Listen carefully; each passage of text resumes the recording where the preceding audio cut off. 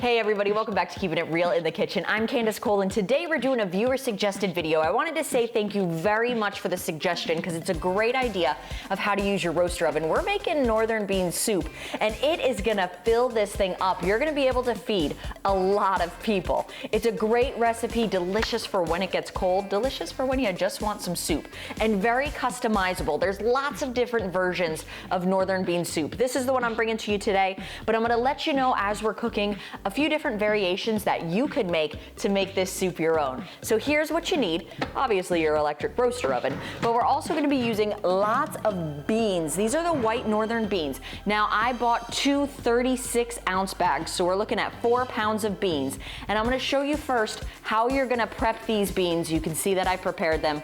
They have been getting ready overnight, and here's how you do it. First thing we're gonna do is pour our beans into a bowl or a pot or anything you like.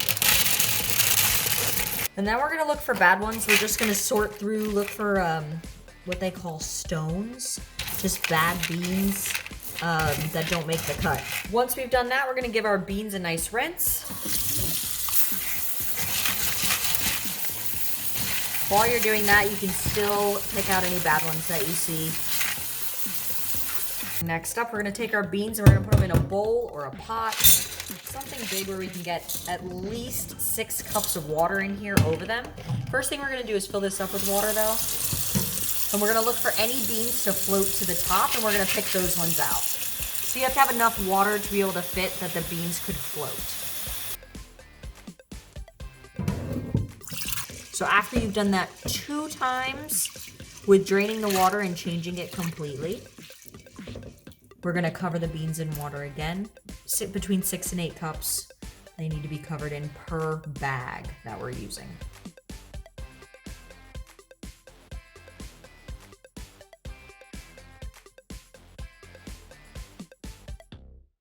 All right, we put a lid right on top. It's set to go, and that is going in the fridge overnight.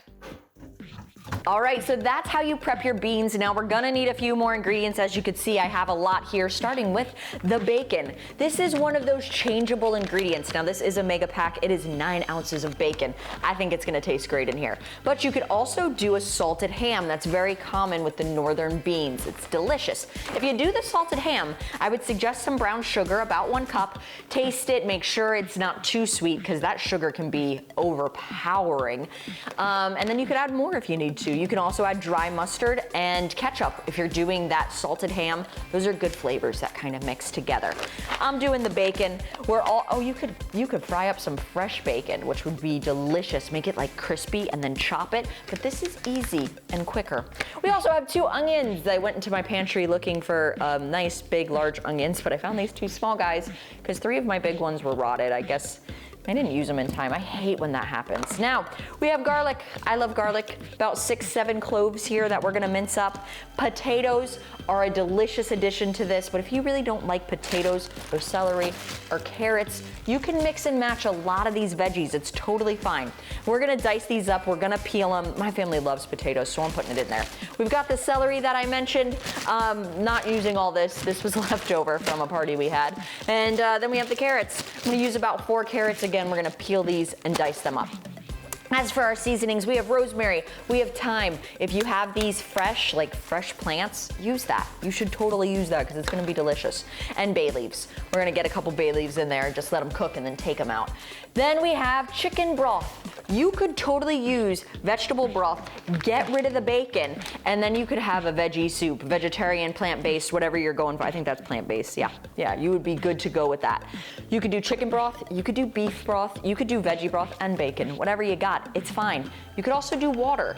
These broths are gonna add more flavor, that's why I'm using them, but water is fine too. Maybe amp up your seasonings if you're doing water. So, let's get to cooking. The first thing we're gonna do is drain all the water out of our beans and get them right into our roaster oven.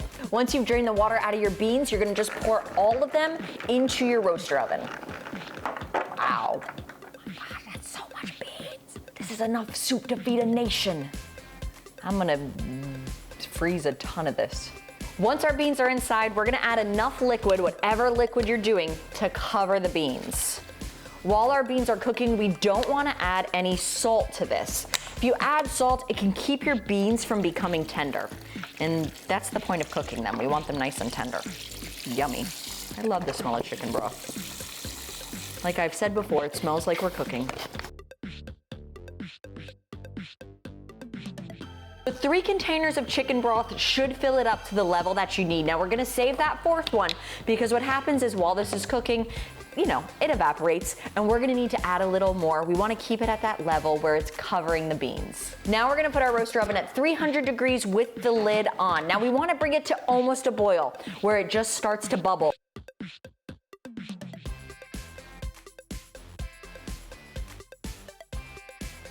Once that happens, we're gonna lower our roaster to 195 degrees and we're gonna let our beans and the broth simmer for about an hour and a half till those beans are nice and tender. Now, if your beans are a little bit older, it might take a little bit longer. That happens, you can test it. It's okay. At that hour and a half mark, grab a bean and see if they're soft. Let's get this cooking. A great thing to do while your soup is cooking is prep up your veggies. Now, I'm gonna use 4 to 5 ribs of celery and we're just gonna cut those into those bite-sized pieces. Not fingers, wanna save the fingers. That felt close to me. I felt the brush of finger death, but I'm all right. If you finish chopping up your celery and you look at it and you think, man, I want more celery, it's okay, I give you permission. Go ahead, add some more celery. It's up to you, it's your soup, you're eating it. Next up, carrots. I have 5 carrots, good sized carrots. We're gonna peel them, we're gonna cut them, we're gonna add them to the bowl. Let's go for it. You can wash them too. Again, just doing bite-sized pieces for the carrots. You know, normal soup carrots, like this. Next up, onions, obviously peel it, and then I like to cut mine in rainbow shapes. I just do. I don't need my onion goggles today because I have contacts in, but I have been using them, I will tell you that. Like I've actually picked them up and used them and I was surprised. They're pretty good, they work pretty good. Next up is our garlic. We're gonna cut that into bite-sized pieces as well. Now it's time for our potatoes. We're gonna wash them, we're gonna peel them, we're gonna dice them. Let's get these potatoes diced up. Our soup has cooked up for that hour and a half while our beans. Ooh, I just poured a ton of water off of this onto my floor. That's okay, it probably needed to be washed anyways. All right, our beans have been cooking for that hour and a half. Now we're just gonna take all those veggies that we chopped up and we're gonna put them right inside.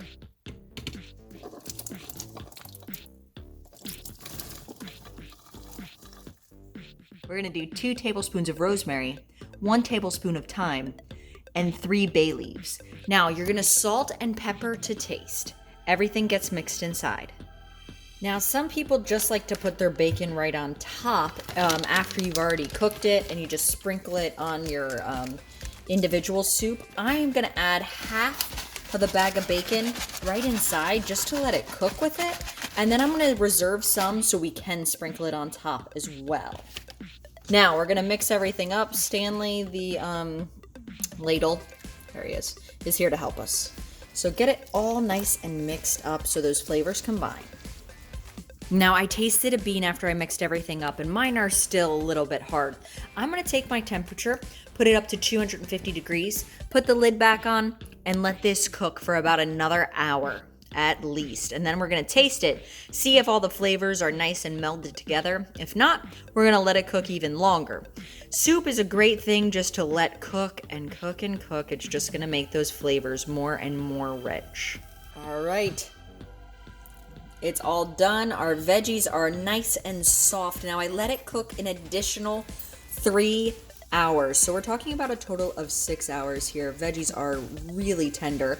You can always check yours and see how your veggies are cooking. I would recommend a little bit longer of just your bean cooking time. My beans are still just a little bit crunchy and I should have cooked them longer.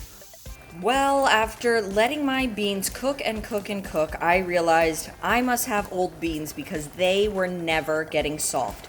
So I put them in a pot and I've let them boil for 30 minutes and now they're starting to get tender. They're pretty tender actually. I keep adding water to this pot to keep it at a boil for 30 minutes and my beans are softening up. If you have hard beans and maybe you didn't know, like that's what happened to me, You can do this as well. I know it's the last thing you want to do with a giant electric roaster oven full of soup, but you don't want to throw out all that soup, and sometimes you just don't know that your beans were not fresh.